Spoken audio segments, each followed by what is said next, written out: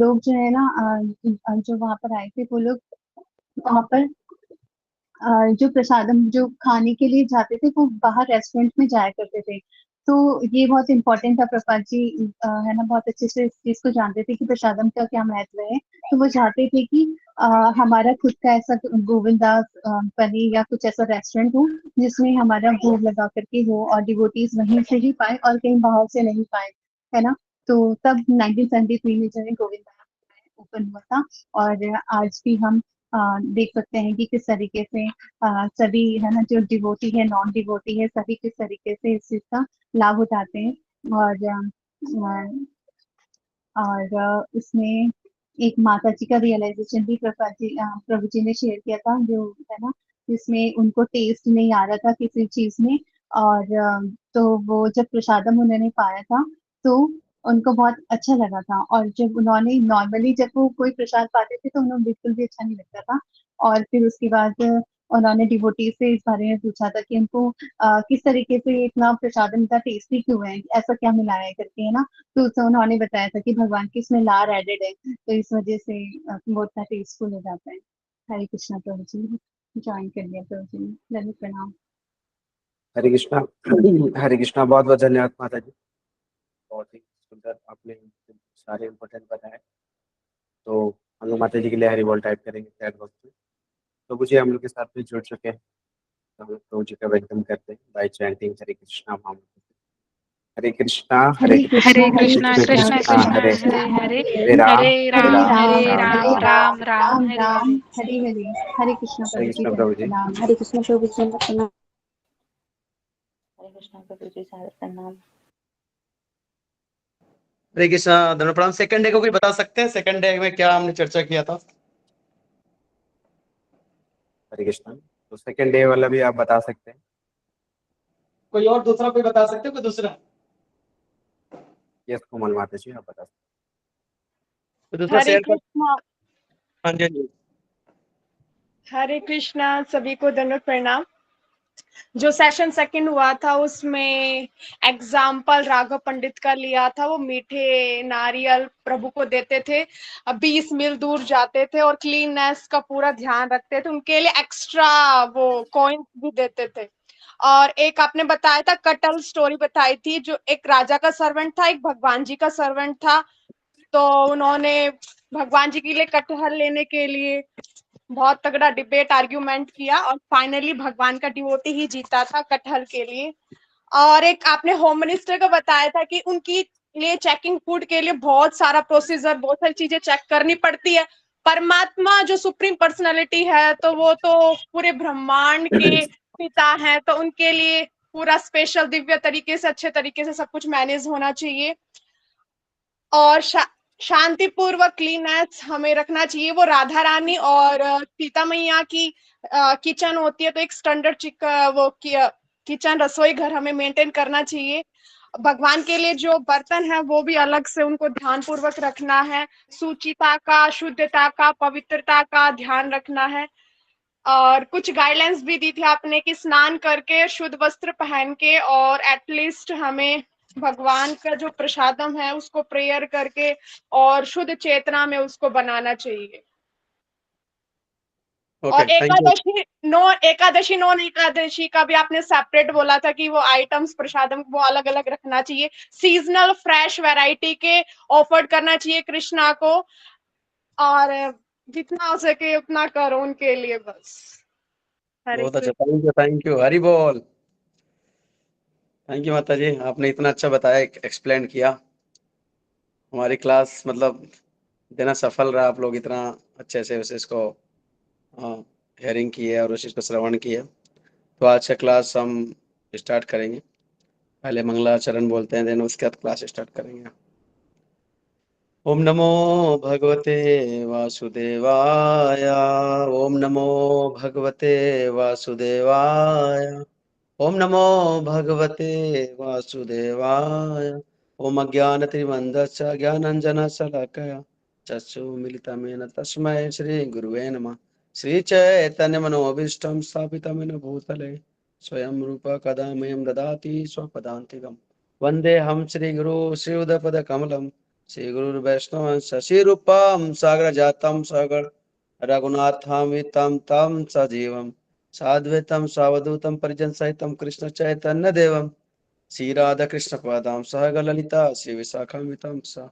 हे कृष्णा करुणा सिंधु दीनबंधु जगतपते गोपीश गोपिका कांत राधा कांत नमस्ते तप्त कांचन गौरंगी राधे वृंदावनेश्वरी विश्वानुसुते देवी प्रणमामि हरिप्रिये वांछा कल्पतरुभ्यश्च कृपा सिन्धुभ्यश्च च पतितनां पावनेभ्यो वैष्णवेभ्यो नमो नमः। नमो विष्णुपादाय कृष्णपृष्ठाय भूतले श्रीमते भक्तिवेदांत स्वामिनिति नामिने नमस्ते सरस्वती देवी गौरवाणी प्रचारिणी निरीश्वर शून्यादि पाश्चादेशतारिणी।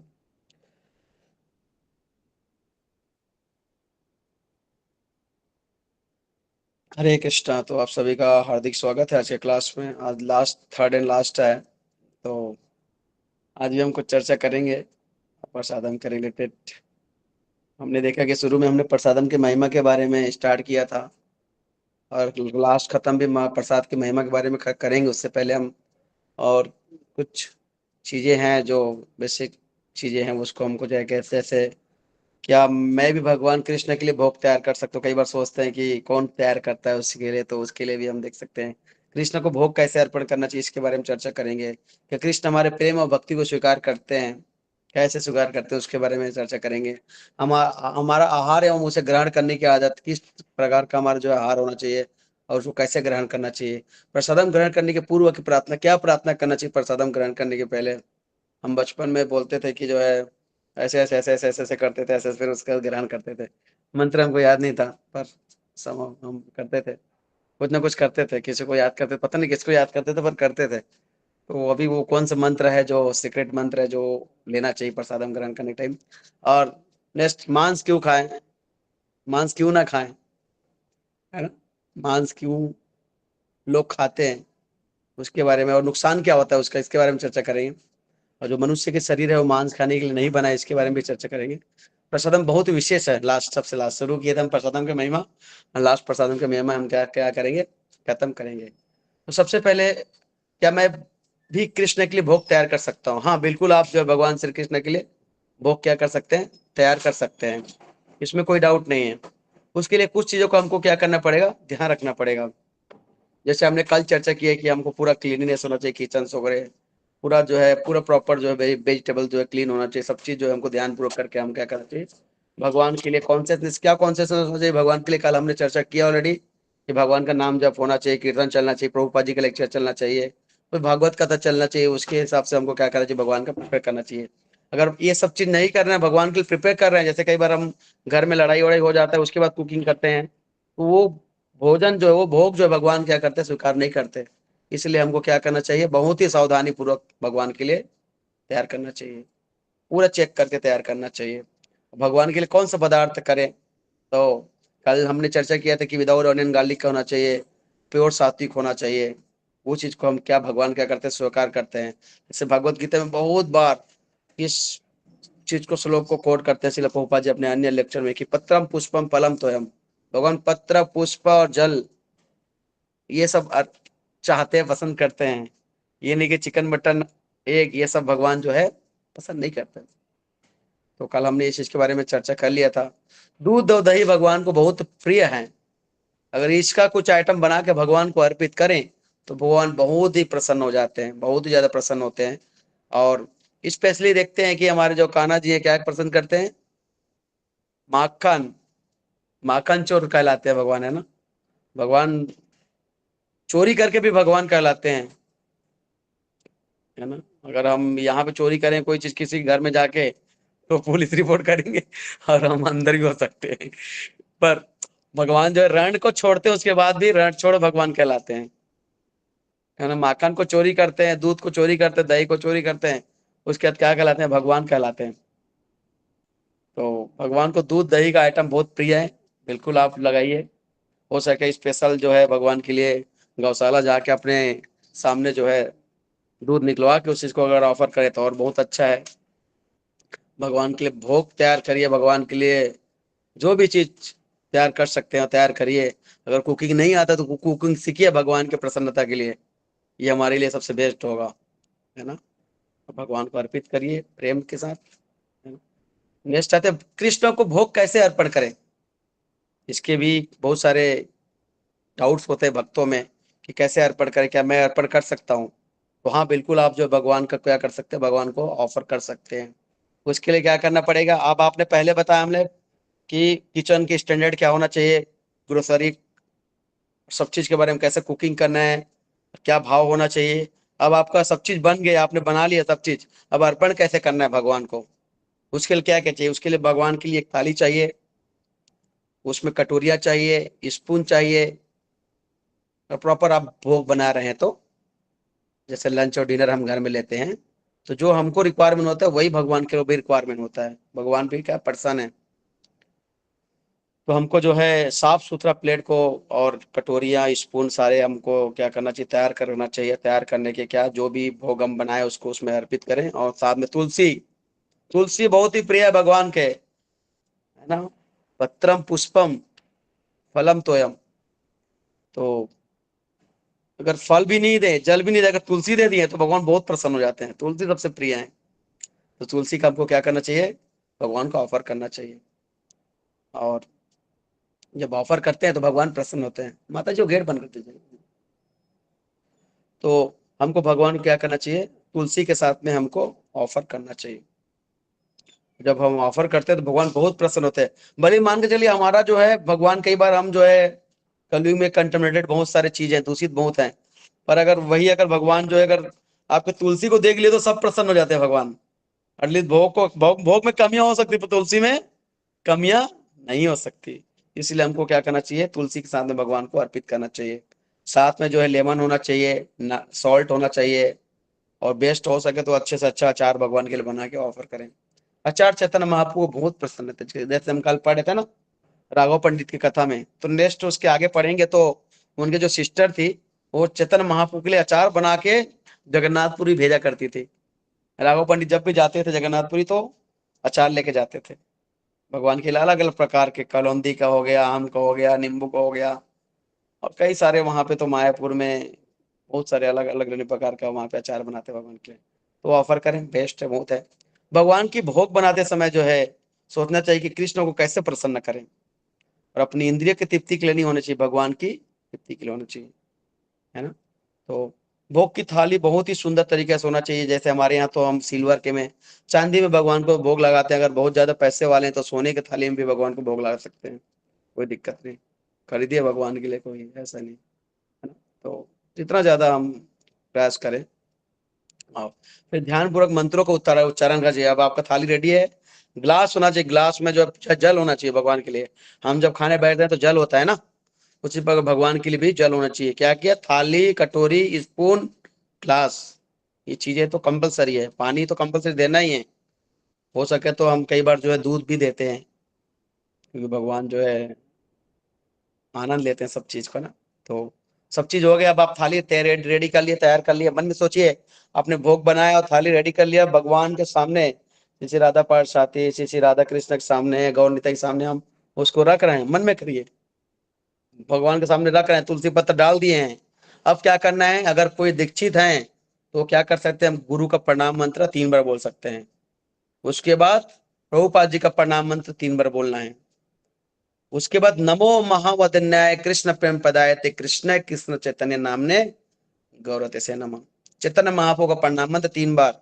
उसके बाद भगवान श्री कृष्ण का प्रणाम मंत्र 3 बार, नमो ब्रह्मणाय देवाय गुरु ब्रह्मणे हिताय च जगत हिताय कृष्णाय गोविंदाय नमो नमो। तो इस मंत्र का 3 बार हमको क्या करना चाहिए, उच्चारण करना चाहिए। उसके बाद जय श्री कृष्ण चैतन्य प्रभु नित्यानंद श्री अद्वैत गदाधर शिवासादि गौर भक्त, 3 बार इसका उच्चारण करना चाहिए। उसके बाद हरे कृष्णा कृष्ण कृष्ण हरे हरे, हरे राम राम राम हरे हरे। इन मंत्रों को उच्चारण थोड़ा सा जोर से करिए। मन में करेंगे तो कई बार जो है मन जो धोखा दे देता है, तो थोड़ा सा जोर से करिए। जब मैं फर्स्ट टाइम भगवान को भोग लगाने गया था तो मैं डर डर के लगा रहा था, तो मैं धीरे धीरे मंत्र बोल रहा था। पुजारी मुझे मेरे साथ जो मेरे वो असिस्ट करे तो उन्होंने बोला कि आप जो जोर से बोलिए मंत्र। फिर मैंने जोर से बोला सारे मंत्र, तो जोर से एटलीस्ट जो है भगवान जो है कोई चीज स्वीकार करे ना करे, पर क्या मंत्र को स्वीकार करेंगे। हरे कृष्ण महामंत्र बहुत शक्तिशाली है। तो यदि भक्त ने इस्कॉन से जैसे दीक्षा लिए तो गुरु का मंत्र पहले, फिर शिला प्रभुपाद जी, उसके बाद जो है चैतन्य महाप्रभु, उसके बाद श्री कृष्ण भगवान श्री कृष्ण का, देन जय श्री कृष्ण चैतन्य, देन हरे कृष्ण महामंत्र। ये 5 चीजों को सीक्वेंस वाइज हमको करना है। ओके, और विधि बहुत सरल है, आप कंटिन्यू करते रहेंगे या कर रहे हैं तो आपको पता होगा, बहुत सिंपल है, ज्यादा हार्ड नहीं है। हो सके तो हमको क्या करना चाहिए, भोग लगाते वहां पे आसन होना चाहिए और आचमन करना चाहिए, हमको आचमन करके भगवान को भोग लगाना चाहिए। सिंपल आचमन जो होता है ना, तो वो आचमन करके हमको क्या करना चाहिए, भोग लगाना चाहिए। उससे क्या शुद्धिकरण होता है। अगर आप थोड़ा सा और आप आगे बढ़ेंगे तो शुद्ध करना पड़ता है, ओम फट करके उसके थाली को शुद्ध करना पड़ता है, और देन उसके बाद क्या करना पड़ता है, ऑफर करना पड़ता है। तो वो सब बहुत आगे का प्रोसेस है, वो नेक्स्ट आप बहुत सीनियर हो जाएंगे और जब दीक्षा विक्षा हो जाएगा बहुत लोगों का, उसके बाद आप चीज़ों को फॉलो कर सकते हैं। तो इस तरीके से आप जो है मान के चलिए, मन में भोग लगाइए भगवान को, मन का भोग भी भगवान स्वीकार कर लेते हैं ना। हम क्लास के माध्यम से भगवान को भोग लगा रहे हैं। ओके, हरे कृष्णा। नेक्स्ट चाहते हैं क्या कृष्ण हमारे प्रेम और भक्ति को स्वीकार करते हैं। कई बार क्वेश्चन होता है क्या हमारा प्रेम और भक्ति को कृष्ण स्वीकार कर रहे हैं, हमको तो पता ही नहीं चलता, हम तो नींद चैंटिंग करते हैं और चैंटिंग में सो जाते हैं। अगर स्वीकार करते हैं तो हमको नींद क्यों आती है फिर, ऐसा होता है। कई बार बोलते हैं हम तो यार हमारा जो है भगवान की कुकिंग करते करते करते करते कुकर में छेद हो गया, पर हम अभी तक जो है भगवान हमारे सामने प्रकट नहीं हुआ है। तो ऐसा नहीं है। हम आगे भी चर्चा करेंगे इस पे। तो भगवान स्वीकार करते हैं, श्रद्धा होना चाहिए। जितना ज्यादा फेथ होगा उतना ज्यादा हम भगवान के प्रति समर्पण बढ़ा सकते हैं। तो क्या कृष्ण हमारे प्रेम और भक्ति को स्वीकार करते हैं, तो देखते हैं हम क्या बता रहे हैं भगवत गीता में। भगवान को अगर जब हम कोई चीज समर्पित करते हैं, कुछ नहीं ज्यादा सिंपल नहीं है कृष्णा को प्रसन्न करना, मतलब ज्यादा हार्ड नहीं है, सिंपल है।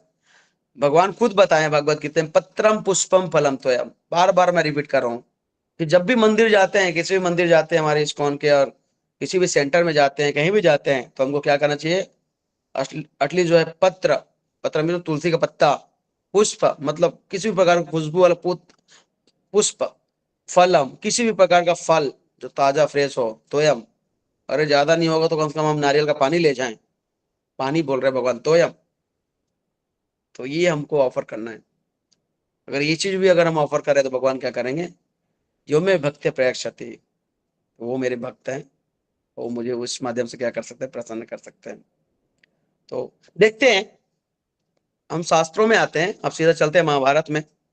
महाभारत के टाइम की बात है, जब दुर्योधन भगवान के लिए भगवान को बुलाया था हमारे घर आइए, और उन्होंने क्या बनाया था, 56 भोग। अरे ठीक है, ठाकुर कृष्णा है ना, ग्वाला है, कुछ नहीं खाने वाने को मिलता होगा, 56 भोग खिलाते हैं, और सबसे अच्छा रूम में जो दुशासन का रूम है वहां ठहराएंगे उनको हम, और क्या करेंगे, हमारे का अपने कब्जे में कर लेंगे। कि ठाकुर जी ऐसा करेंगे, ऐसा भाव होगा तो क्या आएंगे हमारे पास, बिल्कुल नहीं आएंगे। भाव क्या है, विदुर जी जैसा होना चाहिए, विद्रोही जैसे होना चाहिए। भगवान उसके 56 भोग और उसके रूम, बेस्ट रूम को लात मार के छोड़ के कहाँ चले गए, विद्रोही के घर गए, और वहां जाके क्या खा रहे हैं, केले का छिलका खा रहे हैं। ये होते हैं भगवान। भगवान का मतलब क्या है, जो भक्तों के प्रति जो उनका प्रेम और भाव को स्वीकार करते हैं, वो है भगवान।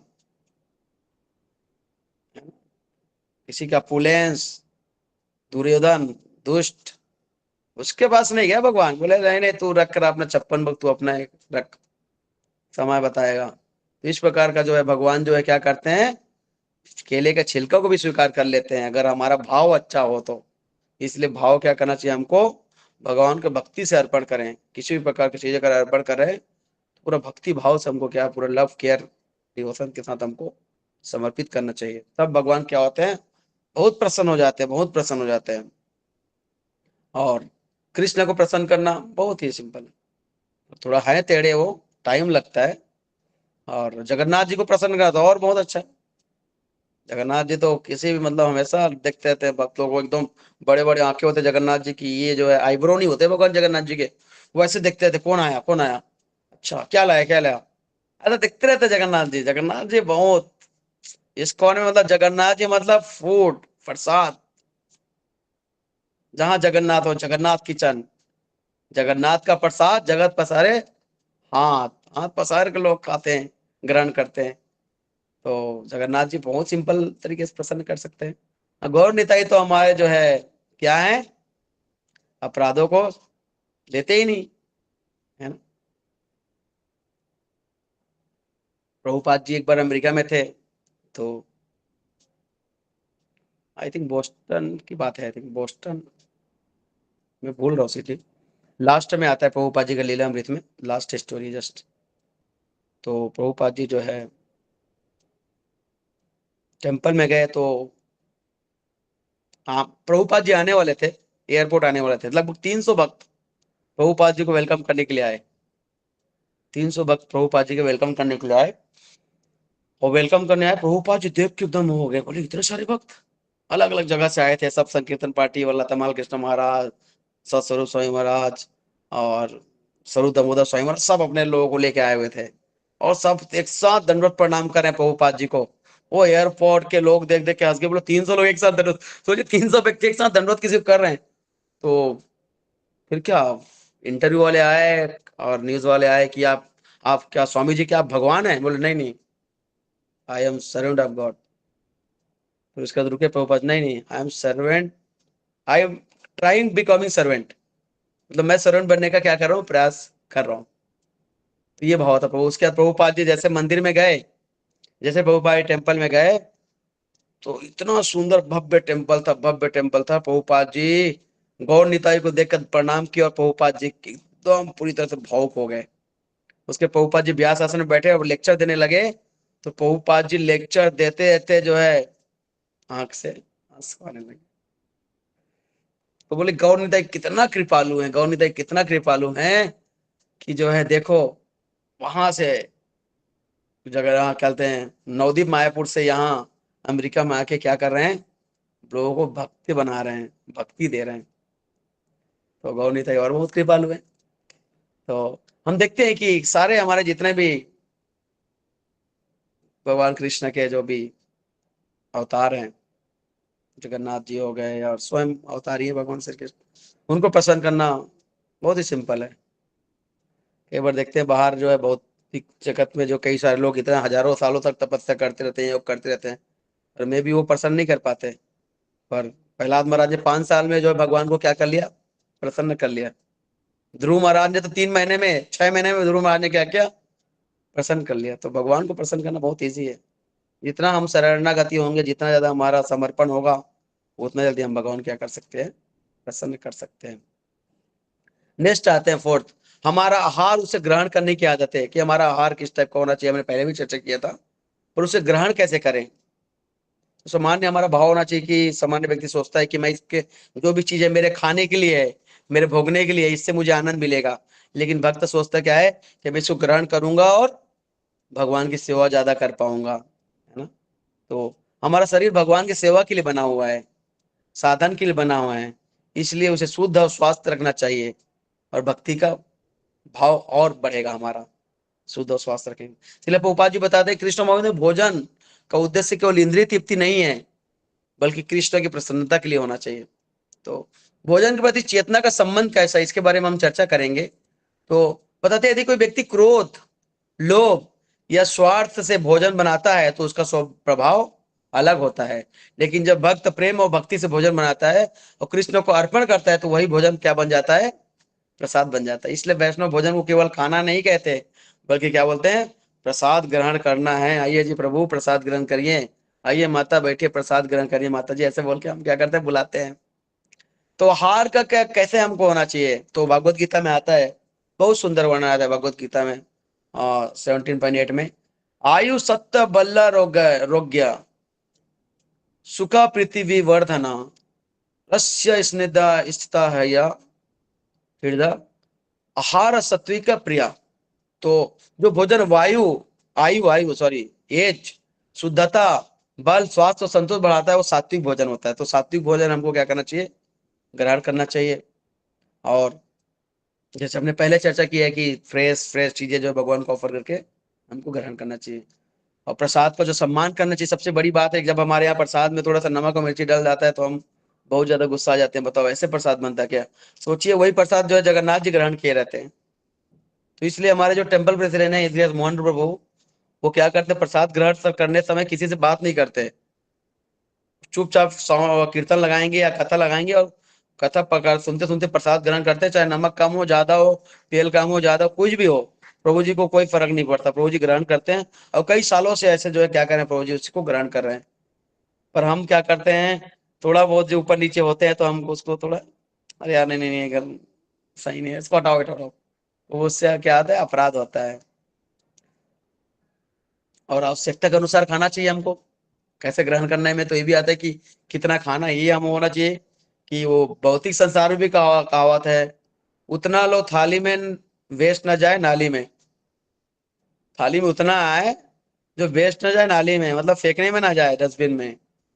तो भक्ति रस समय सिद्धू में चलते क्या बोल रहे हैं, बता रहे हैं, अत्याहार प्रजल्पो नियमाग्रह जन संघर्ष लौल्यम सद्भिर भक्ति विनश्यति।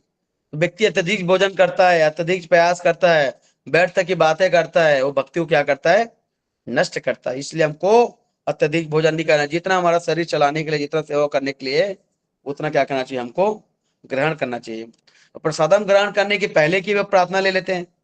ये तो हो गया प्रसादम कैसे ग्रहण करना चाहिए।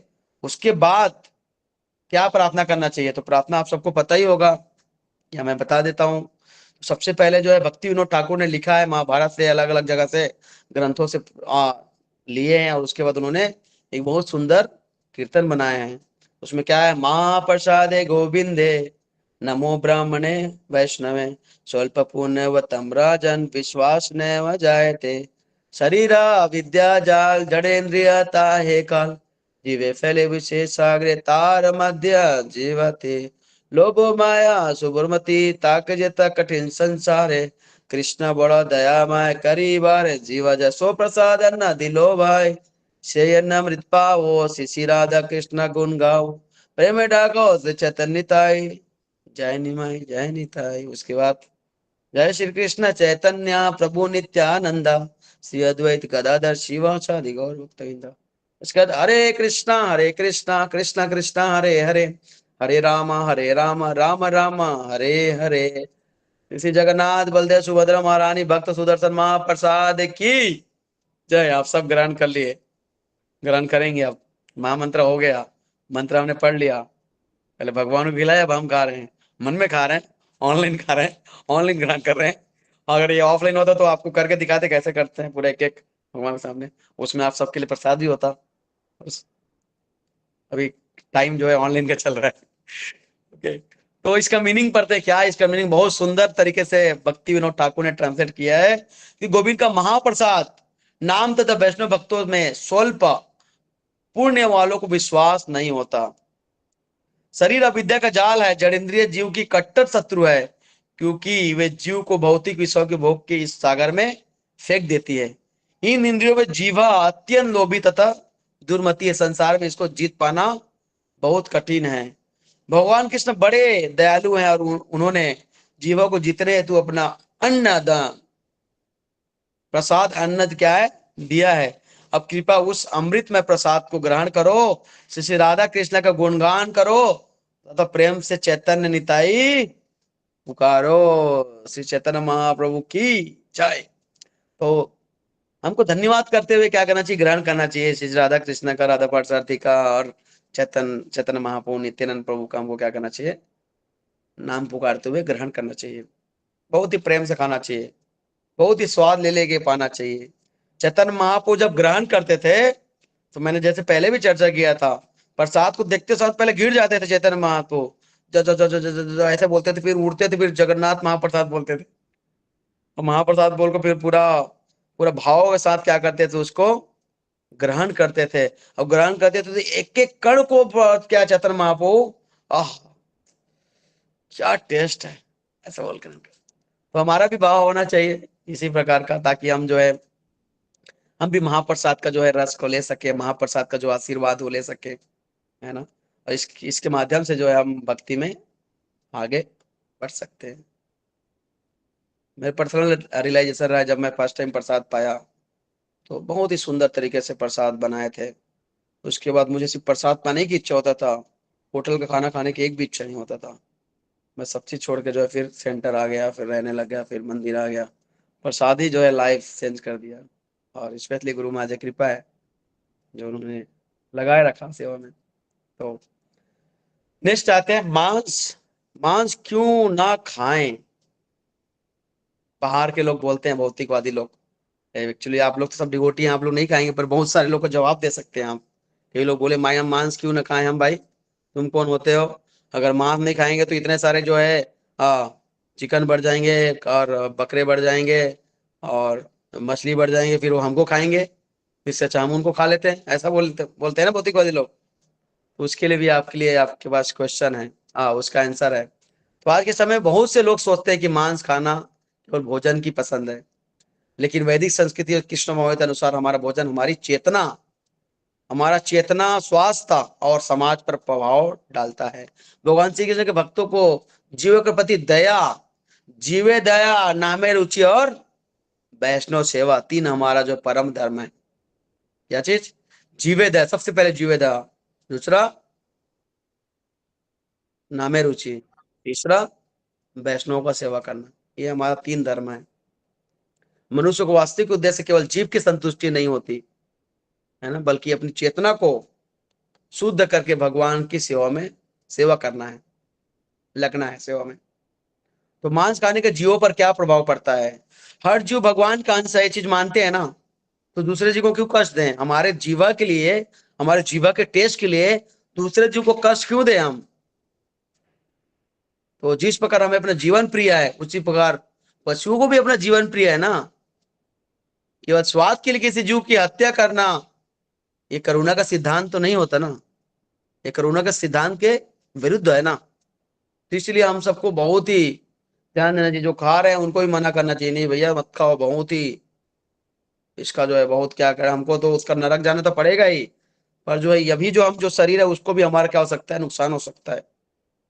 कई बार जो है कई सारे जो है जैसे चिकन है, उसको चिकन पॉक्स हो जाता है, देन लोग खाते हैं तो उनके अंदर भी आता है ना उसका प्रभाव। लोगों को भी चिकन फ्लू बहुत वायरल हुआ था कुछ साल पहले, बहुत चिकन फ्लू बोलते थे। उनको भी बीमारियां होती है, अगर वो खाएंगे तो हमारे अंदर बीमारी आएंगी ना।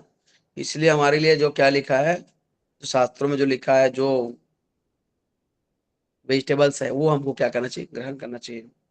मांसाहार और चेतना पर प्रभाव। तो मांसाहार करते हैं तो हमारी चेतना पे क्या प्रभाव होता है? हम जैसे भोजन ग्रहण करते हैं वैसी हमारी मानसिक अवस्था होती है। एक तो जैसे मान के चलो कोई चिकन या जो भी बकरा है उसको अगर कोई व्यक्ति काट रहा है, तो उसमें जो कॉन्सियसनेस है उसके रोने की, उसको तड़पन की, उसकी अशांति की, तो वो अगर हम ग्रहण करेंगे तो वो अशांति, वो दुख, वो कष्ट, वो रोना, वो सब हमारे में क्या होगा, ट्रांसफर होगा। क्या आप चाहते हैं? उसको बोलना जो पूछेंगे, क्या आप चाहते हैं आप अशांति में रहें? क्या आप चाहते हैं कि आप हमेशा कष्ट में रहें? क्या आप चाहते हैं कि हमेशा रोते रहें? फिर ये जो रो रहे हैं उनको क्यों खा रहे हो आप? ऐसा बोल सकते हैं। भक्ति मार्ग में मन को शुद्ध रखना आवश्यक होता है। ये बताए कोई भी कार्य करते हैं, कोई भी अगर हम अच्छा चीज करने जा रहे हैं तो मन को शुद्ध रखना बहुत जरूरी है। इसलिए जो भक्त होते हैं, जो भक्ति में आगे बढ़ना चाहते हैं और जो प्रैक्टिस करना चाहते हैं व्यक्ति को, वो सात्विक जीवन जीना चाहते हैं और सात्विक आहार लेना चाहते हैं। इससे पृथ्वी पर भी दुष्प्रभाव पड़ता है। अगर कोई मांस को उत्पादन के लिए बहुत बड़ी मात्रा में क्या करता है, जमीन की जरूरत होती है, और उस जमीन में अगर चाहे तो अन्न और अनाज और फल भी उत्पादन कर सकते हैं। कितने सारे पानी लगता है ना। कई स्थानों पर खेती की जमीन का उपयोग पशुओं की क्या कर रहे हैं, चारे के लिए किया जाता है, जिससे मानव उपयोग के लिए अनाज की कमी और प्राकृतिक संसाधनों पर दबाव पड़ता है।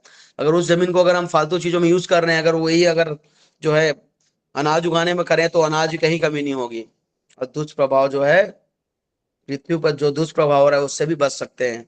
इस पे जल पर भी दुष्प्रभाव होता है। जैसे पशुपालन और मांस उत्पादन में बहुत अधिक जल की आवश्यकता होती है। पशुपालन और मांस उत्पादन में बहुत अधिक जल की आवश्यकता होती है। इसके कारण जल संसाधनों पर दबाव बढ़ता है और पर्यावरण प्रभावित होता है। तो देखते हैं कई सारे ऐसे सारे फैक्ट्री होती है जहाँ पे ये सब पालन करते हैं, वहां पे कितने सारे पानी और जगह की और चीजों की जरूरत पड़ती है। उससे क्या जल पर भी दुष्प्रभाव पड़ता है और प्राणियों और वातावरण पर दुष्प्रभाव पड़ता है। जब पशुओं की बड़ी संख्या में पालन के कारण जंगलों और प्राकृतिक क्षेत्रों पर प्रभाव पड़ता है, इससे पर्यावरण संतुलन बिगड़ सकता है। जैसे चिकन फ्लू आता है, लोग जो चिकन को मशीन से आजकल जो है काफी देखने को मिलता है कि लोग पूरी तरह से उसको छोटा से छोटा से बड़ा कर रहे हैं और लाइट जला के चिकन को। तो उसका जो अगर उनको बीमारी है वो क्या करेगा, वो बाकी प्राणियों पे क्या करेगा, वो असर कर सकता है, वातावरण को दुष्प्रभाव कर सकता है। तो कृष्ण भावना में हमारा संदेश ये होना चाहिए कि भगवान कृष्ण भगवत गीता में बकाया है कि जो भक्त प्रेम और भक्ति से अर्पण करता है, भगवान उसे स्वीकार करते हैं। इसलिए भक्त को क्या करना चाहिए, केवल वेजिटेरियन और जो शुद्ध सात्विक चीजें हैं उसको क्या करना चाहिए, भगवान को ऑफर करना चाहिए। मांस खाने का उद्देश्य है नियम पालन नहीं है, बल्कि वह करुणा है और अहिंसा शुद्ध चेतना भगवान की सेवा का मार्ग। और जब हम हिंसा रहित शुद्ध और कृष्ण अर्पित प्रसाद ग्रहण करते हैं तो हमारा जीवन आध्यात्मिक उन्नति की ओर बढ़ता है। तो हम अगर आध्यात्मिक जीवन में आगे बढ़ना चाहते हैं और भौतिक संसार में फंसा नहीं रहना चाहते हैं तो आप जो है कर सकते हैं, ऐसा बोल सकते हैं। नेक्स्ट, मनुष्य की जो शारीरिक संरचना है मांस खाने के लिए नहीं हुई है। तो जब हम अपने आहार के विषय में विचार करते हैं तो हमें ये पता होना चाहिए कि भगवान जो है भगवत गीता में बता रहे हैं पत्रम पुष्पम फलम त्वयम्। तो उस चीज को क्या करना चाहिए, हमको फॉलो भी करना चाहिए। हमारा शरीर जो है, हमारा दांत जो है मांस चबाने के लिए पैदा मतलब प्रकट नहीं हुआ है, हम शरीर हमारा नहीं है ना। शेर जो है मांस खा सकता है, उसका शरीर क्या है, मांस खाने के लिए बना है, वो खा सकता है उसका शरीर, उसके दांत बहुत स्ट्रांग, बहुत बड़े बड़े। अरे हमारा तो पाचन क्रिया भी उतनी नहीं है, हम लौकी और टिंडे खाते हैं तो उसमें हमारा हालत खराब हो जाता है। सोचिए चिकन खाने से कितना पचाना पड़ेगा उसको। तो इसलिए जो है बता सकते हैं लोगों को जो बीमारियां हो रही है आज के डेट में, आप किसी हॉस्पिटल में चले जाइए, देखिए हजारों प्रकार की बीमारियां उनको हो रही हैं। क्यों, यही सब है, खा रहे हैं अनाप शनाप, खाएंगे तो अनाप शनाप बीमारी आएगी ना जी। तो ये सब चीज से बचना चाहिए बाहर का लोग को। तो हम बता सकते हैं, किसी मेडिकल में जाइए, मैं भी कुछ दिन पहले गया था, एम्स गया था, देखा लाखों हजारों लाखों लोग जो है रोड पे सो रहे हैं, बेड नहीं मिल रहे लोगों को हॉस्पिटल में। क्यों, गलत खाएंगे तो फिर उनको बीमारियां तो होंगी ना। इसलिए ध्यान रखना चाहिए, मांस जो है शेर के लिए बना है। अरे हाथी भी मांस नहीं खाता, हाथी को छोड़ो बंदर भी नहीं खाता। तो उनको पता है कि ये जो मांस खाना जो है शेर का काम है, क्रोकोडाइल का काम है, वो खा सकता है, उनको पचाने की शक्ति है उनमें, हमारे में समझ नहीं है। लेकिन मनुष्य के दांत के लिए क्या बना है, अनाज, फल, सब्जियां, इसको चबाइए आराम से खाइए, कोई दिक्कत नहीं। तो उनको ध्यान देने वाली बात है। और जबड़े की गति जो है वो जो है, मांसाहारी जीवों के जबड़े केवल ऊपर नीचे चलते हैं ताकि मांस को फाड़ सके, उनका अलग ही सीन होता है। तो हमारे जो पाचन का जो शक्ति है ना, वो वेजिटेरियन के लिए बेस्ट है। हम उतना करें तो बहुत मेहनत लगेगा, बहुत बीमारियां आ सकती हैं। तो प्रकृति से मिलने वाला संकेत, यदि मनुष्य बिना किसी साधन के जंगल में छोड़ दिया जाए तो शेर की तरह शिकार करके कच्चा मांस नहीं खाएगा। सही बोल रहे हैं, अगर किसी को, अगर व्यक्ति को छोड़ दिया जाए जंगल में तो क्या शेर की तरह शिकार कर खा लेगा, नहीं खाएगा। मनुष्य भाई रूप से भोजन को पकाता है, साफ करता है, तैयार करता है। यह भी दिखाते हैं कि मनुष्य प्रकृति हिंसक भोजन की नहीं है। तो देखते हैं, एक समय जो है हमारे टाइम में टार्जन करके पिक्चर आया था, वो जंगल में रहता था व्यक्ति, तो हमने कभी उसको नहीं देखा कि जंगल में वो किसी जानवर को खा रहा है, वो फल फ्रूट ही खाता था। तो इसी प्रकार जो है हमको क्या करना चाहिए, फल फ्रूट हमारे लिए है। भगवान की व्यवस्था है कि भगवान ने इस संसार में मनुष्यों के लिए पर्याप्त सात्विक भोजन क्या दिया है, अन्न दिया है, फल दिया है, दूध दिया है, अन्य प्रकार के सब्जियां दिए हैं। ये सब हमारे लिए है ना जी, जानवर के लिए थोड़ी ना है। अब शेर को बोलेंगे कि तुम जो है लौकी खाओ, टिंडे खाओ, अरे उसका वो स्वभाव ही नहीं है। उसका स्वभाव क्या है, जानवरों को हत्या करे खाना। अरे हमारा स्वभाव ये होना चाहिए कि जो है जो भी हमारा सात्विक चीज मिले उसको हमको क्या करना चाहिए, ग्रहण करना चाहिए। भोजन पे चेतना पे बहुत प्रभाव पड़ता है, जैसा खाओगे अन्न वैसा होगा मन। तो इसलिए हमको क्या करना चाहिए, जीव की संतुष्टि के लिए नहीं करना चाहिए, कृष्ण की प्रसन्नता के लिए हमको क्या करना चाहिए, भोजन भगवान के लिए बनाना चाहिए। तो केवल मांसाहारी ही होना पूर्णता नहीं है। हम ना तो मांसाहारी है न शाकाहारी हैं, हम क्या हैं, प्रसादहारी हैं। हमारा कर्तव्य है, हमारा आहार क्या है? प्रसाद है। ना हम जो है शाकाहारी है, ना हम मांसाहारी है, हम कृष्ण प्रसाद हारी हैं। तो हम सबके लिए क्या कृष्ण प्रसाद मिला है। जो भक्त प्रेम से जो है भगवान का प्रसाद ग्रहण करते हैं, वो बेस्ट है, उसको करना चाहिए। और कृष्ण क्या चाहते हैं? कृष्ण ये नहीं कहते कि तुम मुझे मांस दो, अंडा दो। कहीं पे लिखा है कि मांस दो मुझे और या अंडा दो या चिकन दो? नहीं, तुम मुझे फल फूल सब्जी और दूध दो। कृष्ण ये कहते हैं। इसलिए भक्त इन वस्तुओं से स्वादिष्ट भोजन तैयार करते हैं, पहले कृष्ण को अर्पित करते हैं, फिर प्रसाद के रूप में ग्रहण करते हैं। श्रील प्रभुपाद जी बता रहे हैं इसको। यदि कृष्ण श्रील प्रभुपाद जी ब्रह्म संहिता श्लोक में बता रहे हैं इसको। कृष्ण प्रसाद खाने के सिद्धांत, हम निश्चित रूप से सब्जियां खाते हैं लेकिन सीधे नहीं, हम कृष्ण प्रसाद खाते हैं। कृष्ण कहते हैं पत्रम पुष्पम फलम तोयम। तो भगवद गीता में कृष्ण ने बोला है। प्रसादम बहुत ही विशेष है। अब आते हैं सबसे लास्ट टॉपिक, शुरू से स्टार्ट किए थे प्रसादम कितना इंपॉर्टेंट है। तो प्रसादम के बारे में हमको थोड़ा सा प्राचीन जो है हमारे शास्त्रों में अध्ययन करेंगे तो पाएंगे कि एक समय की बात है, रामानुजाचार्य सब जानते हैं आप, श्री संप्रदाय के संस्थापक। 4 संप्रदाय हैं, उसमें से श्री संप्रदाय, उसमें हुए कौन? रामानुजाचार्य। एक बार रामानुजाचार्य अपने 5 सन्यासी शिष्यों के साथ जा रहे थे और रास्ते में कहीं वो रुक के क्या किए? भगवान का प्रसाद ग्रहण करने लगे।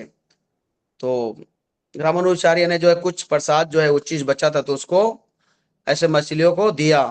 मछली को देने मात्र से वो मछली चतुर्भुज लेके क्या किए?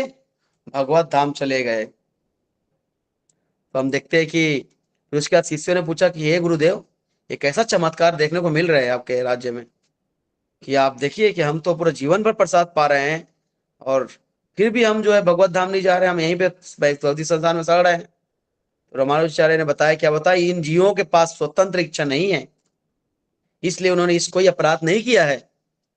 उन्हें एक बार भी पूर्ण लाभ मिल गया। तुम अपनी मनुष्य बुद्धि और स्वतंत्र इच्छा कारण अपराध करते रहते हो, अपनी प्रगति में स्वयं बाधा डालते रहते हो। हम प्रसाद में दोष देके क्या करते हैं? अपराध डालते, इसलिए हम जो है हम भगवत धाम नहीं पहुंच पाते। सच्ची घटना है। आज भी आप जो है श्रीरंगम जाएंगे तो वो जो है कुंड है जहां मछलियां जो है बैकुंठ धाम गई थी। तो इस प्रकार का प्रसादम का महत्व है। और नेक्स्ट आते ही युधिष्ठिर महाराज ने एक बार जो है राजसू यज्ञ कर रहे थे तो वो जो है सभी वैष्णव ब्राह्मण को बहुत खुश कर रहे थे। उन्होंने भगवान श्री कृष्ण से पूछा कि मुझे कैसे पता चले कि ये जो ब्राह्मण और वैष्णव सारे खुश हो गए हैं, संतुष्ट हो गए हैं। तो कृष्ण ने बोला कि ये जो शंख है ना वो अपने आप बजने लग जाएगा, और जिस दिन अपने आप बजने लग जाएगा तो सोचना कि ये जो है आपका सारे कंप्लीट हो गए। तो उन्होंने बहुत सभी को संतोष किया। तो उन्होंने देखा कि जो है तब भी शंख नहीं बज रहे हैं। भगवान श्री कृष्ण ने बोला कि एक जो है आपके जो है आपके यहाँ पे एक ब्राह्मण रहते हैं जिनका नाम है क्या? वाल्मीकि। उनका नाम वाल्मीकि है। वो जो है आप उसको अगर संतुष्ट कर दिए तो आपका ये जो है राष्ट्रीय यज्ञ कंप्लीट हो जाएगा। ओके। तो उन्होंने बोला कि ठीक है, हम जो है बुलाते हैं। भीम और अर्जुन गए लेने के लिए। तो वाल्मीकि के पास गए तो वाल्मीकि मना कर रहा, मैं नहीं जाऊंगा, मैं तो इतना पतित व्यक्ति हूँ, वहां राजा के पास कैसे चले जाऊं।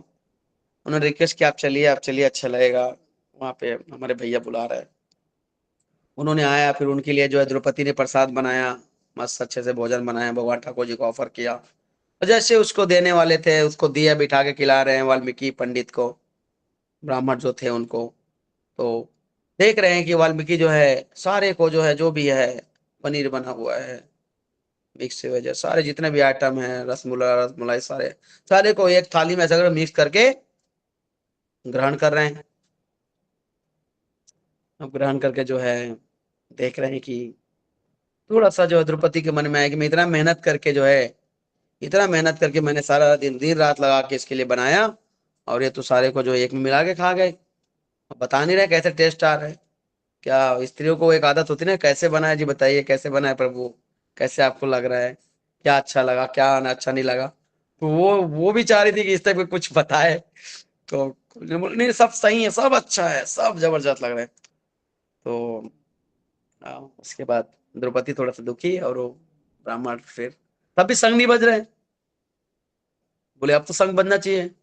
युधिष्ठिर महाराज फिर को कृष्णा ने बोला कि तुम्हारे जो वाइफ है ना उनको बोलो थोड़ा संतुष्ट हो, ब्राह्मणों खिला रहे हैं कि प्रसाद को ऐसा ही ग्रहण किया जाता है, बिना टेस्ट लिए, बिना किसी के बारे में बुराई किए। तो फिर वो द्रौपदी को इस चीज के बारे में बताए, और जब ब्राह्मण संतुष्ट हो गए देन जो है राजसूय यज्ञ का क्या है, शंख जोरों से बजा। तो इस प्रकार देखते हैं कि जो है कैसे प्रसादम का जो है महत्व है। एक एक मिनट का और छोटी सी कथा लेते हैं कि नारद जी अपने पास्त्र में बताते हैं कि जो है क्या बता रहे हैं, कौन सा श्लोक है वो, उत्तिष्ठ लेपानुमोदितो दूजे सकृत स्म भुजे तत् अपहत हम एवं प्रवृत्तिस्य विशुद्ध चेसा तत् धर्म एवात्मा रुचि प्रयजते। बता रहे मैंने केवल जीवन में एक बार उनकी अनुमति से उनके भोजन के अवशेष को क्या किया था, ग्रहण किया था, और मेरे सभी पाप क्या हो गए, तुरंत नष्ट हो गए, मेरे हृदय शुद्ध हो गया और मुझे साधुओं की भक्ति देखकर आकर्षण उत्पन्न हुआ। तो जैसे हमने उस दिन चर्चा किया था ना कि जो भक्तों का जो उच्चिष्ट होता है वो कितना कितना मतलब महत्वपूर्ण होता है, महाप्रसाद। तो बस, और ऐसा नहीं कि कोई खा रहा है तो उसमें से ले लिया ऐसे उठा के ले, नहीं, अगर उसकी आज्ञा से उसकी अनुमति से अगर हम ले रहे हैं तो हमारा जीवन जो है उद्धार हो जाएगा। साधु बोलते ठीक है ले लो, जाओ कृपा हो गया, अरे वो तो महाप्रसाद हो जाएगा। कई बार गुरु महाराज के शिष्य बताते हैं कि गुरु महाराज ऐसे प्रसाद पाते रहते थे, जो सर्व करते थे उनको बोले ये लोग पालो। तो शिला प्रभुपाद जी के लाइफ में देखने को मिलता है। शिला प्रभुपाद जी ने एक बार जो है प्रसादम पा रहे थे तो उनके शिष्य थे, तमाल कृष्ण महाराज जी कोई थे, तो उन्होंने देख रहे हैं प्रसाद सब कर रहे हैं। उसी टाइम एक बहुत ही पतले भक्त आ गए, जो एकदम पतले थे, एकदम पतला भक्त मतलब सोच सकते हो। तो प्रभुपाद जी के सामने आए और प्रभुपाद जी को कुछ बात कर रहे थे। तो प्रभुपाद जी बोले कुछ खाते पीते हो? बोले हाँ प्रभुपाद खाता हूँ मैं। बोले कितना चपाती खाते हो? बोले 3, 5 से 6 चपाती खाओ, थोड़ा सा मोटे हो जाओगे, और ये रखो ये प्रसाद ये भी पाओ। तो इस प्रकार शिला प्रभुपाद जी क्या है, कृपा बांटते थे अपने शिष्यों को। तो शिला प्रभुपाद जी बहुत ही दयालु, बहुत ही, और सोचिए जिन्होंने शिला प्रभुपाद जी का उचित पाया उनका क्या जीवन रहा होगा, क्या लाइफ। तो शुद्ध वैष्णव, शुद्ध भक्त, भगवान के जो है अनन्य भक्त, उनका उचिष्ट मिल जाए तो हमारा लाइफ क्या, इसी जन्म में हम जो है भगवत धाम चले जाएंगे उनके प्रसाद ग्रहण करने मात्र से। जिस प्रकार वो मछली जो है भगवत धाम चले गए, वैकुंठ चले गए। तो देखते हैं कि महाप्रसाद केवल भोजन नहीं है, यह भगवान की कृपा है, हृदय को शुद्ध करता है, पापों का नाश करता है, भक्ति को जागृत करता है, भगवान से संबंध जोड़ता है। इसलिए वैष्णव प्रसाद को बहुत ही सम्मान से प्रणाम करके क्या करते हैं, ग्रहण करते हैं। तो हम सबको भी प्रसाद को इतना ही इंपॉर्टेंट देना चाहिए। कहीं भी जाते हैं, अभी जगन्नाथपुरी का यात्रा आ रहा है, बहुत सारे भक्त जगन्नाथपुरी जा रहे हैं, अरे वहां पर जैसे जगन्नाथ जी का प्रसाद देखें तुरंत दंडवत कर लीजिए, बिना चटाई बिछाए खाइए पाइए, ना चटाई ना चेयर ना कुछ नहीं, नीचे बैठ जाइए जमीन पे। एक बार जो है हम जो है जगन्नाथपुरी गए हुए थे, तो हमने बहुत सारे भक्त थे तो प्रसाद लेके आए और रख दिए, और उस समय हमारे साथ हमारा बहुत ही सौभाग्यशाली थे, तो हिज होलीनेस भक्ति आश्रम वैष्णव स्वामी महाराज हमारे साथ थे। तो महाराज जी कथा कर रहे थे जगह जगह और हम जो है महाराज जी साथ में थे। तो जब प्रसाद की बारी आई तो हमने क्या किया, जो है महाराज जी जब बैठने वाले थे तो हमने एक जो है उतरी को निकाल के ऐसा करके रख दिया कि महाराज जी बैठेंगे तो नीचे ना बैठे। महाराज जी आए उतरी को ऐसे रखे और फेंक दिए, बोले नीचे बैठूंगा मैं। तो ये भाव होना चाहिए भगवान के प्रसाद के प्रति। फिर महाराज जी प्रसाद को देख के प्रणाम किए, फिर महामंत्र बोले, फिर क्या किया उन्होंने, ग्रहण किया। तो इस प्रकार का भगवान का प्रसाद को हमको बहुत सम्मान करना चाहिए। अब जगन्नाथपुरी तो प्रसादों का पूरा लीला है, और हम सबको जगन्नाथपुरी बहुत प्रिय होना चाहिए, क्योंकि जो है वहां पे शिव जो है अयोध्या में आप जो है राम जी के बहुत भजन करना पड़ेगा, वृंदावन में राधा रानी की तपस्या करनी पड़ेगी, और भगवान कृष्ण को प्रसन्न करना पड़ेगा राधा रानी के थ्रू। और अलग अलग धाम में आप जैसे रामेश्वरम है वहां पे तपस्या करना पड़ेगा, और क्या नाम है, बद्रीनाथ है, वहां भी जाके तपस्या करना पड़ेगा, तब जाके भगवान को प्रसन्न कर सकते हैं। जगन्नाथपुरी में कुछ ज्यादा कुछ नहीं करना है, भगवान का प्रसाद ग्रहण करना है और जगन्नाथ जी को प्रसन्न कर सकते हैं हम। सिंपल, उनका ही प्रसाद ग्रहण करना है हमको और उनको ही प्रसन्न करना है। ऐसा कहीं होता है कि कोई अपना कृपा भी दे और साथ में आपको जो है डबल कृपा करे, मर्सी करे, ऐसा थी जगन्नाथ जी। तो जय जगन्नाथ। तो आप सबका बहुत बहुत धन्यवाद। 3 दिन आपने बहुत सुंदर तरीके से श्रवण किया, बताने के लिए और बहुत कुछ था, कुछ चीज त्रुटि हुई, कुछ गलती हुई, उसके लिए मैं क्षमा चाहता हूँ। और आप सबका बहुत ही धन्यवाद जो आपने इतना धैर्य पूर्वक और ध्यान पूर्वक श्रवण करने के लिए। आप लोग ने बहुत अच्छा सपोर्ट किया और आपने बहुत ध्यान पूर्वक, सभी लोग कंटिन्यू उत्साह के साथ बने रहे 3 दिन। सबसे कठिन कार्य है कलयुग में सुनना। बोलना तो कोई भी बोल सकता है, मैं जैसे बोल रहा हूँ 1 घंटे 1.5 घंटे से, कोई भी बोल सकता है, पर सुनना सबसे कठिन कार्य है। वो सब कार्य आप लोग कर रहे थे। आप सबका बहुत बहुत धन्यवाद। हरे कृष्णा। हरे कृष्णा प्रभु जी, बहुत बहुत धन्यवाद प्रभु जी इतना सुंदर लेक्चर के लिए। आपने बहुत ही सुंदर तरीके से हम लोग को प्रसादम के बारे में आज भी बताया। तो प्रभु जी कुछ प्रश्न ले सकते हैं? यस यस हाँ सर। हरे कृष्णा। तो जिन भक्तों को प्रश्न है आप अपना हैंड रेज कर सकते हैं, हम लोग बारी बारी से ले सकते हैं प्रश्न।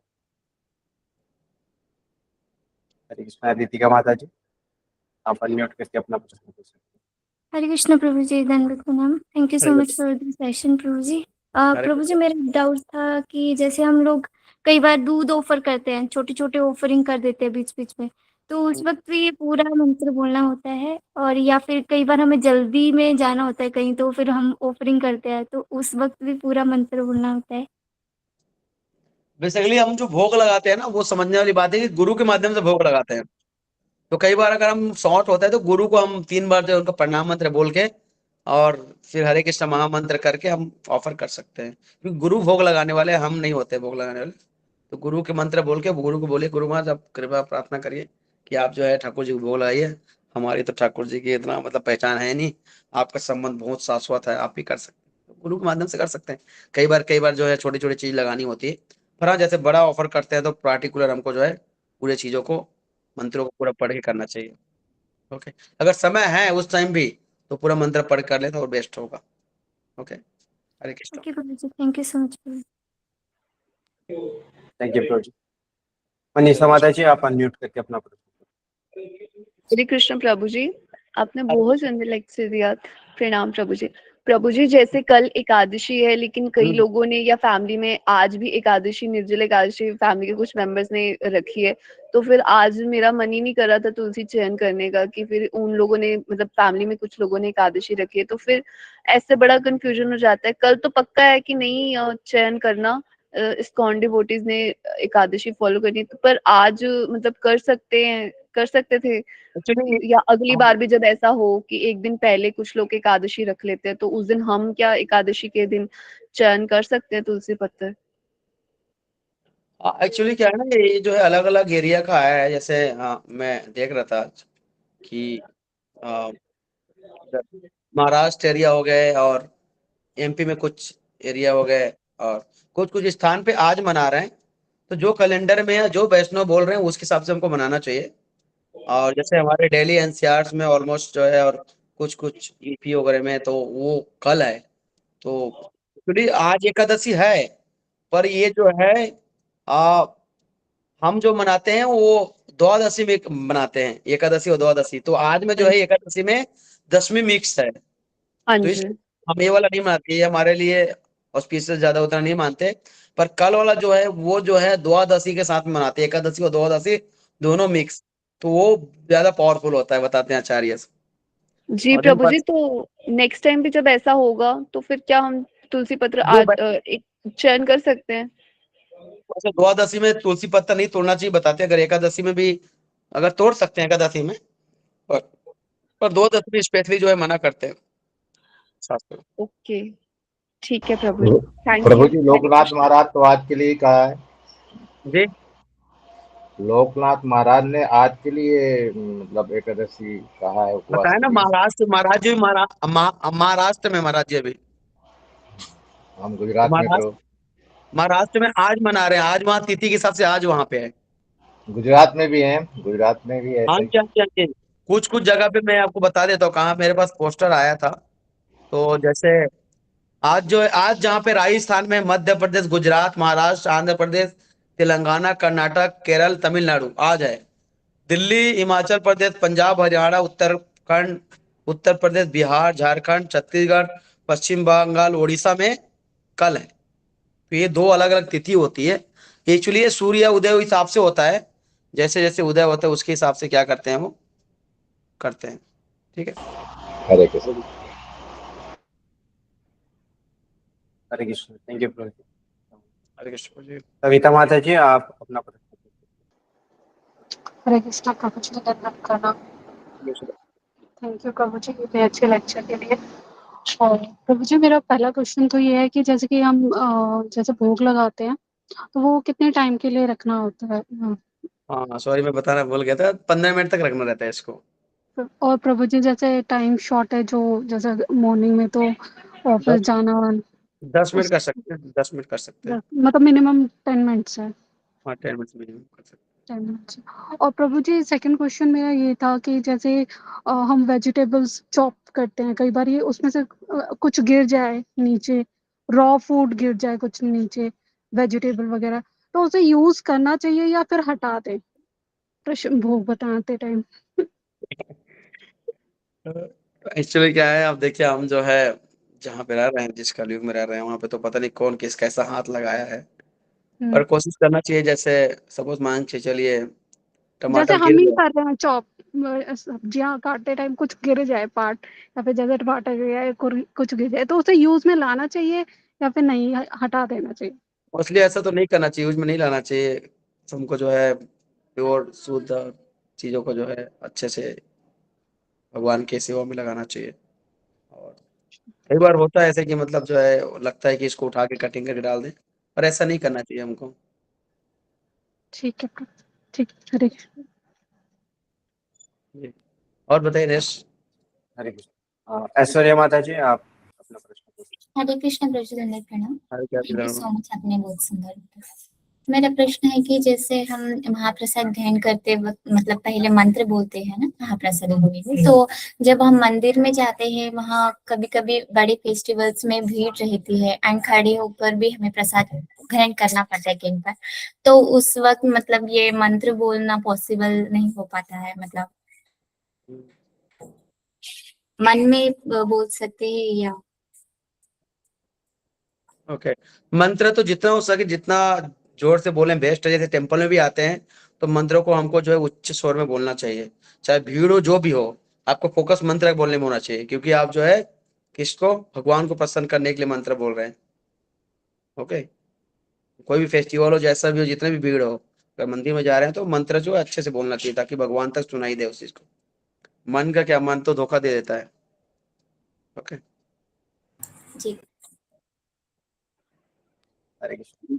यस प्रभु। तेजस्वी माता जी, आप अपना प्रश्न पूछिए। कृष्ण प्रभु जी, धन प्रणाम। प्रभु जी मेरे 3 क्वेश्चंस थे। एक तो प्रभु जी जैसे सूतक का मैंने सुना है कि घर में अगर सूतक लगाओ तो हमें कुकिंग नहीं करनी चाहिए, बट एक डिवोटी बोल रहे थे कि अगर कोई और नहीं है और आपके घर में ठाकुर जी हैं तो उन्हें भूखा तो नहीं रखोगे, तो आप है ना कुकिंग करके लगा दो। बट कुछ डिवोटी जैसे कहते हैं कि बिल्कुल नहीं करनी चाहिए क्योंकि उस टाइम कॉन्शियसनेस, क्योंकि घर में कोई है ना मरा है तो अच्छी नहीं होती है, तो नहीं करनी चाहिए। तो प्रभु जी इसमें मतलब फाइनल क्या माने? एक्चुअली दो चीजें हैं। देखिए, अगर हम वैष्णव समाज में रहते हैं, अगर हमारा पूरा घर में पूरा सब लोग वैष्णव हैं, तो फिर हम भगवान की सारी प्रसन्नता के लिए करते हैं। जो भी करते हैं भगवान के लिए, सुख आए दुख आए, सब भगवान की प्रसन्नता के लिए होता है। पर हाँ, अगर हम जो है, हमारे कुछ लोग भक्त नहीं है, कुछ लोग वो चीजें नहीं है, तो फिर भोग लगा एटलीस्ट पाना तो चाहिए हमको। जब तक हम भोग नहीं लगाए तब तक पाना नहीं चाहिए। चाहे सूतक लगा हुआ, घर में कुछ भी समस्या हो, कुछ भी हो, भोग अगर हम अगर नहीं पाएंगे तो भगवान नहीं पाएंगे, तो हमको नहीं पाना चाहिए ना। सिस्टम यही है। तो इसलिए जो है, जो भी हो, सूतक हो, जैसा भी हो, भगवान के लिए जो भोग एटलीस्ट बनना चाहिए। तो प्रभु जी इसका ही फॉलो अप एक क्वेश्चन था। जैसे हमारे एक हुए थे डेथ, तो उसमें उस टाइम क्या हुआ कि फिर जैसे हमारे किराएदार रहते हैं ना, तो उनसे बनवा के फिर वो ऑफर किया था, तो वो ऐसा कर सकते हैं, मतलब नॉन डिवोटीज का बनाया हुआ ऑफर कर सकते हैं। हाँ, ये वही बहुत अच्छी बात बोले आपने, बहुत अच्छी बात। तो भगवान जो है अगर मान के चलो कोई व्यक्ति है मस्त सब बहुत सारा 56 भोग बनाया और लाके नॉन ड्यूटी ने बनाया, नॉन ड्यूटी लाके ऑफर कर रहे हैं, तो उसको भगवान स्वीकार नहीं करेंगे। अगर नॉन ड्यूटी ने बनाया और भक्त आके ऑफर कर रहे हैं तब भी भगवान उसको स्वीकार नहीं करेंगे, क्योंकि कॉन्शियसनेस का डिपेंड करता है ना। तो भगवान स्वीकार उसको करते हैं जब भक्त बनाते हैं। पहले गोविंदरेश्वर में क्या होता था, पूरे भक्तों को करते थे। आज भी जो है हम जो माला करवाते हैं भक्तों उनकी स्टाफ लोग से, देन उसके बाद बनवाते हैं। तो कॉन्शियसनेस बहुत डिपेंड करता है। बाहर वो लोग कॉन्शियसनेस थोड़ी ना वो हरे कृष्ण चैंटिंग कर रहे हैं। तो इसलिए हमको जो ध्यान रखना चाहिए कि बाहर वाले जो भक्त बना रहे हैं उनका हमको ग्रहण नहीं करना चाहिए। ओके, तो प्रभु जी मतलब फिर खुद बना के ही ऑफर कर सकते हैं, सूतक लगाओ खुद तो। बना के ऑफर करिए, खुद बना के ऑफर करिए, बेस्ट है। नहीं तो फिर कुछ ऐसा करिए कि जो है अगर नहीं बन पा रहा है एक टाइम तो हम कुछ फ्रूट वूट ले सकते हैं, फ्रूट्स ऑफर करके देन कर सकते हैं। अगर मान के जिस दिन अगर परिवार में कोई शरीर छोड़ दिए उस दिन कोई दिक्कत नहीं, मत बनाइए, फास्टिंग करिए और भगवान को फ्रूट चढ़ाइए और फ्रूट खाइए।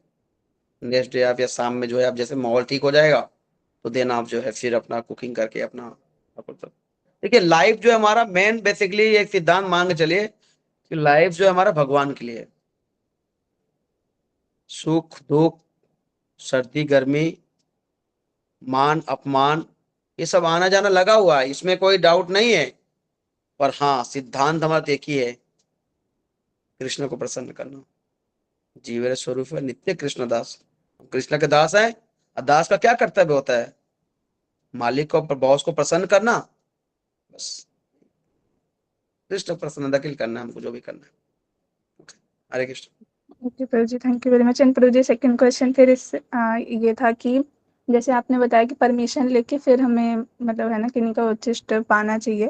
तो प्रभु जी जैसे हम कृष्णदास जो कल जैसे आप बता रहे थे कि वो वैष्णवों को देते थे, फिर वो वैष्णव गुठली फेंक देते थे तो उसको डुबो डुबो के पानी में पाते थे, तो वो तो परमिशन नहीं लेते थे। तो हमारे भी हाँ, घर में अगर उस समय क्या होता ना, वैष्णव को प्रसन्न कर देते थे और हम प्रसन्न किए बिना अगर ऐसा करेंगे तो वो हमको लाभ नहीं मिलेगा।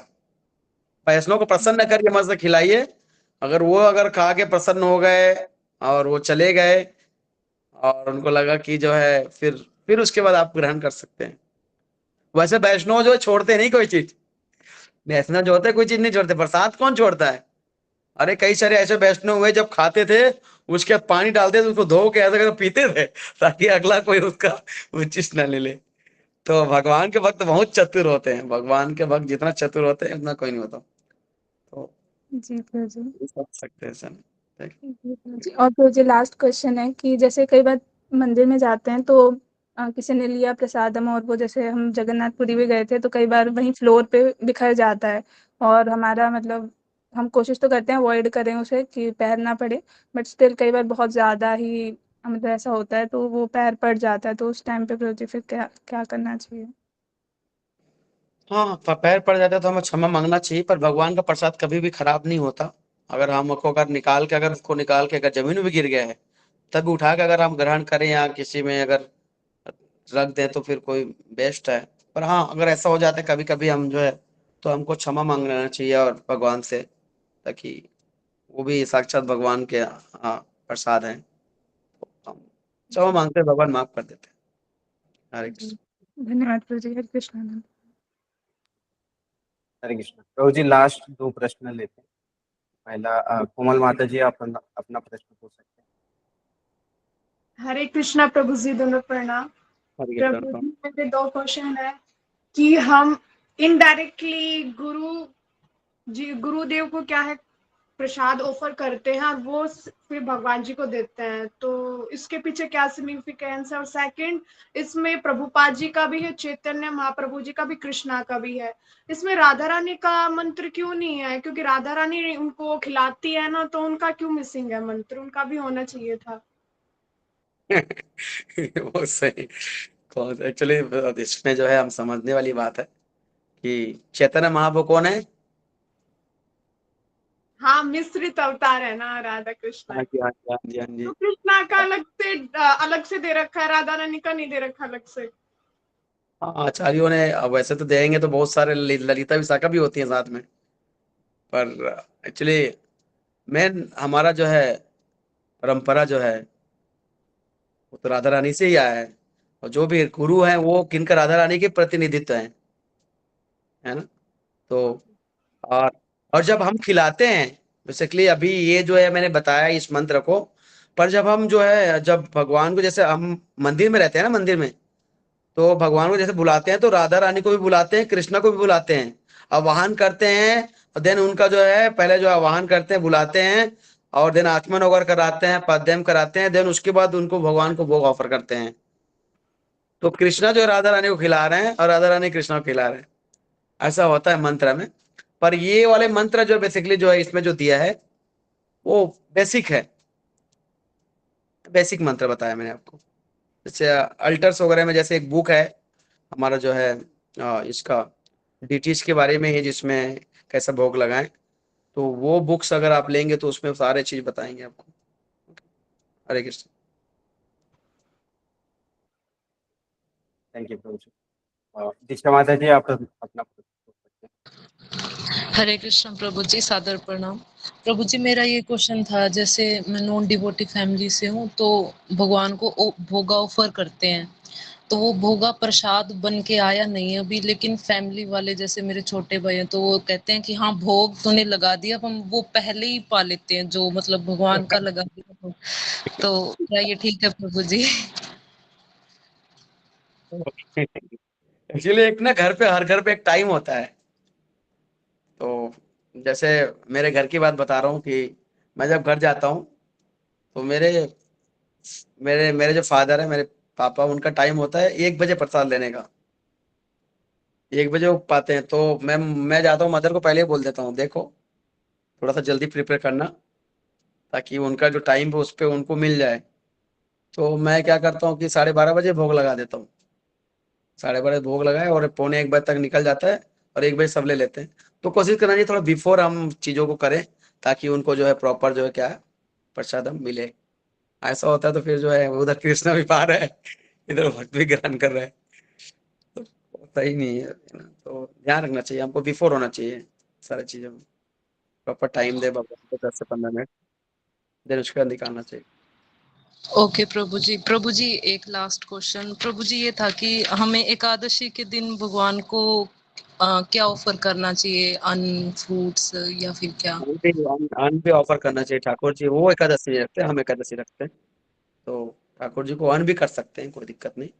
और अन्न में दिक्कत हो रही तो एकादशी का प्रसाद ऑफर करिए, कोई दिक्कत नहीं। ओके प्रभु जी, थैंक यू प्रभु जी, सादर प्रणाम। हरे हाँ, कृष्ण। जैसे कैसे कल निर्जला है तो हम नहीं खाएंगे और ठाकुर जी को भी नहीं खाने देंगे, वो भी तो निर्जला करें, पता तो चले उनको कितना तपस्या होता है। ऐसा नहीं करना है। ठाकुर जी को कल भी भोग लगाने जितना लगाते हैं हम, तो ठाकुर जी की प्रसन्नता के लिए होना चाहिए। भले उसको रख दिए फ्रिज में और नेक्स्ट डे हम उसको ग्रहण कर सकते हैं, किसी को नेक्स्ट डे हम पा सकते हैं, मार सकते हैं। ऐसा नहीं कि उनको ठाकुर जी भी उपवास रख रहे हैं उधर, उनको भी पानी नहीं पिलाएंगे, हम भी पानी नहीं पिलाएंगे।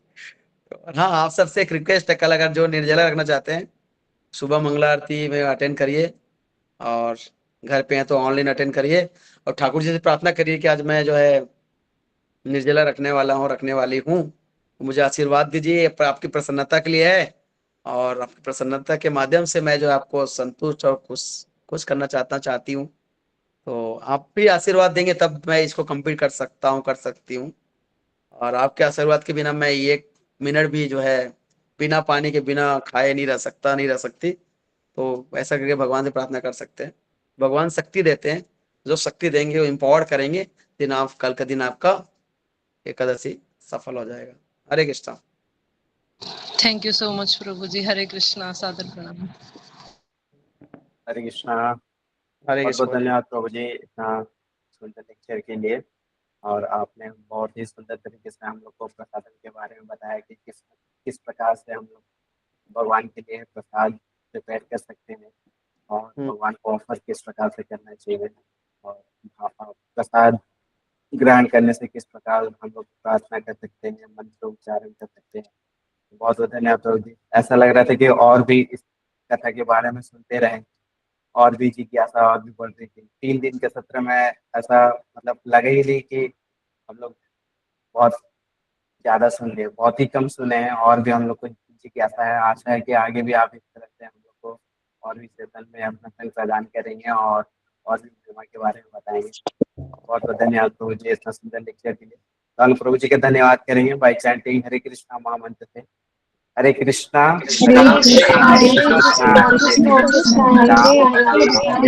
हरे राम राम राम हरे हरे।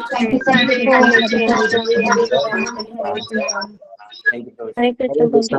जगत गुरु शिला प्रभुपाद की जय। आप सब सभी की जय। हरे कृष्णा। तो आप सभी भक्तों को बहुत बहुत धन्यवाद कि आप सभी सेशन पे जुड़े रहे और 3 दिन का सत्संग में भी आपने श्रवण किया।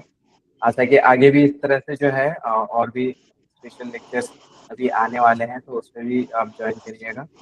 और जैसे कि बहुत सारे लोग आज निर्जला एकादशी पालन कर रहे हैं और हम लोग कल भी पालन करने वाले हैं। तो कल का जो सेशन होगा वो अधिक से अधिक नाम जप के ऊपर में रहेगा, जो कि 64 माला का रहता है। तो आप सब ज्वाइन कर सकते हैं। सुबह मंगला आरती से लेके हम लोग 9 बजे तक करेंगे, फिर शाम को 5 बजे से लेके रात का 9 बजे तक करेंगे। तो ये सेशन को आप लोग यहीं पे विराम देते हैं। जगत गुरु शिला प्रभुपाद की जय।